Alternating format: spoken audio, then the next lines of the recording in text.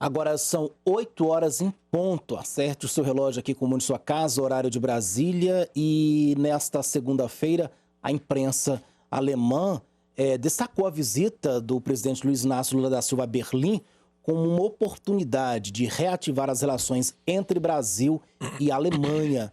Entretanto, alguns dos principais jornais do país lembraram que as divergências entre os dois países em temas como a guerra na Ucrânia e o conflito em Gaza podem ameaçar essa tentativa de reaproximação.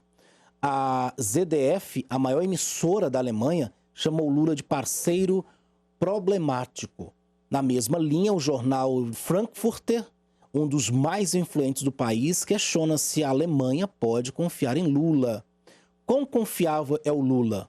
O Lula que, após o ataque de Putin à Ucrânia, culpou ambos os lados pela eclosão da guerra, que nos seus comentários sobre a guerra em Gaza não descreve o Hamas como uma organização terrorista e fala de genocídio por parte do exército israelense e que está ao lado dos regimes autoritários dos grupos BRICS e também na América Latina, dizia a reportagem. Outro tema destacado em todas as reportagens da imprensa alemã foi o acordo Mercosul-União Europeia, para o qual o Brasil espera renovar o apoio da Alemanha. Lula esperava aproveitar a visita a Berlim para concluir ainda neste ano o tratado que sofre forte oposição da França. No sábado, último dia 2, Macron havia dito à imprensa que o acordo comercial entre o Mercosul e a União Europeia, que prevê redução de tarifa em produtos dos dois blocos, é antiquado e entra em contradição com as políticas ambientais dos dois países, já que não estabelece garantias de redução de desmatamento em países como o Brasil. José Menezes, Lula sendo visto com desconfiança aí pela imprensa alemã. E muita desconfiança. Veja bem, o presidente Lula, ele precisa, na minha visão, ter uma direção mais firme com relação ao que pensa de fato e não em cada local que ele vai, ele às vezes ficar aí colocando dúvidas no que realmente ele quer. E essa questão aí, principalmente aí de Israel e Hamas ali na Palestina, deixou muito claro que a posição do Lula com relação àquele conflito ali era quase que pró-Hamas. Isso não ficou bom, né? Principalmente no mundo da Alemanha de hoje, porque a Alemanha ela foi muito penalizada na época da Segunda Guerra, com as ações do presidente, né, e também ditador Hitler, que acabou fazendo com que a Alemanha fosse o país que mais matou judeus, que mais segregou pessoas, né, nos guetos e tudo mais. Muito complicada a situação. Para se ter uma ideia, né, hoje é proibido qualquer alusão que se faça ali à defesa das ideias de Hitler na própria Alemanha. Então, não é justo, né, que o presidente visite e não deixe claro para o povo alemão o que ele pensa de fato com relação não só essa questão aí da guerra Israel e Hamas, que não é contra a Palestina, e também a questão aí da Rússia com a Ucrânia. É preciso deixar claro, direcionamento está precisando, está faltando. Por isso, as críticas estão fortes com relação ao presidente Lula. 8 horas e 3 minutinhos, só aproveitando então para ler o comentário da Dona Maria Inês. Dona Maria Inês, obrigado, bom dia pela participação. Ela diz, Lula é tão verdadeiro igual nota de 3. Deve ser R$3, né? Tá aí a opinião da Dona Maria Inês.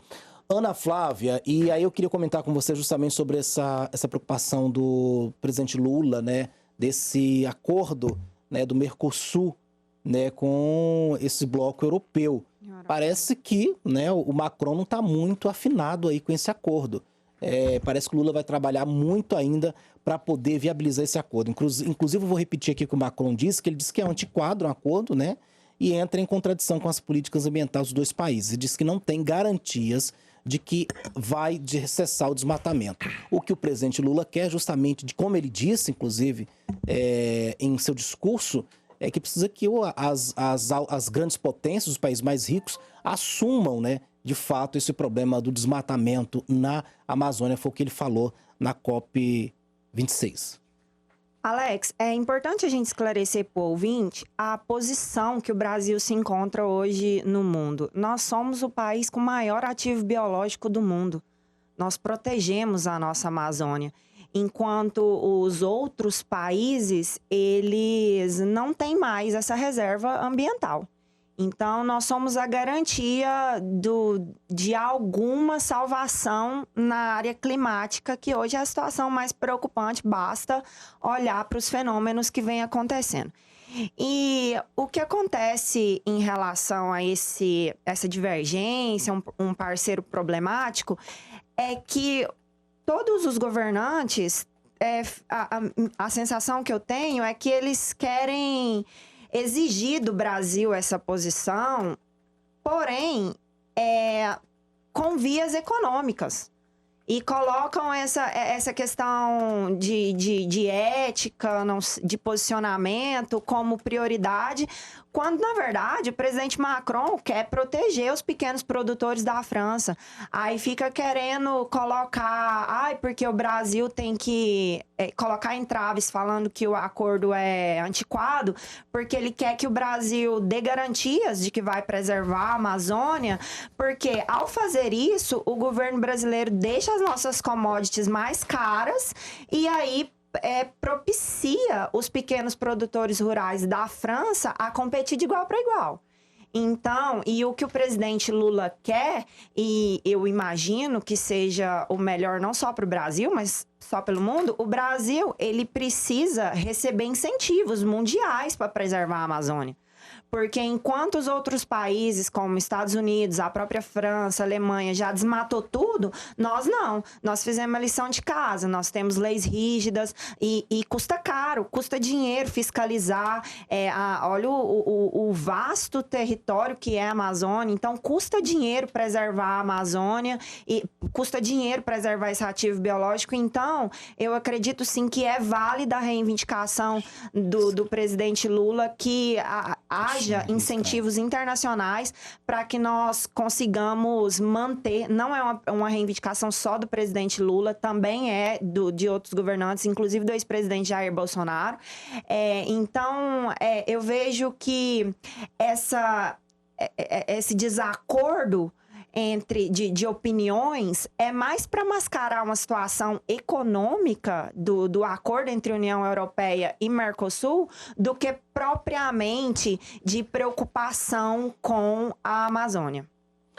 Tá certo, 8h07. Grande abraço à dona Ângela Aparecida, ela que está na Suíça acompanhando Um Mundo em Sua Casa. Ela disse que vivia em Berlim 28 anos ela diz que vive em Berlim, ela vivia em Berlim 28 anos e tem cidadania alemã. E sei que os alemães não acreditam nas narrativas do presidente Lula. Temos aí também a participação da Yanina, lá de Rio Verde. Yanina, bom dia, obrigado pela participação. Ela fala assim, países que ganham dinheiro poluindo, paga para nações de terceiro mundo para continuar poluindo. Enquanto isso, nações de terceiro mundo continuam atrasadas, segundo a opinião aí da Yanina, viu, Ana Flávia? Sim, a opinião da Yanina, porque a Ana Flávia citou muito bem a questão econômica, né, ligada à questão ambiental, mas é assim que funciona mesmo, ou seja, os países que não preservaram as suas florestas hoje exigem bastante do Brasil, né? E é complicado isso aí. Essa luta teve o presidente Jair Bolsonaro e está tendo também o presidente Lula, né? Então, vamos ver o que vai dar aí disso aí. Alex, mas assim, eu preciso dizer para o ouvinte que é um caminho que nós não temos como correr dele. Nós temos aí furacão no sul já acontecendo. Aqui em Goiás mesmo, a gente já vê as super ondas de calor, tá certo que a gente tem El Niño agora, esse ano. Mas, assim, é um caminho que não tem como a gente retroagir. Os avanços ambientais, eles precisam acontecer. E não é porque os outros países erraram durante gerações e gerações que nós vamos cometer o mesmo erro.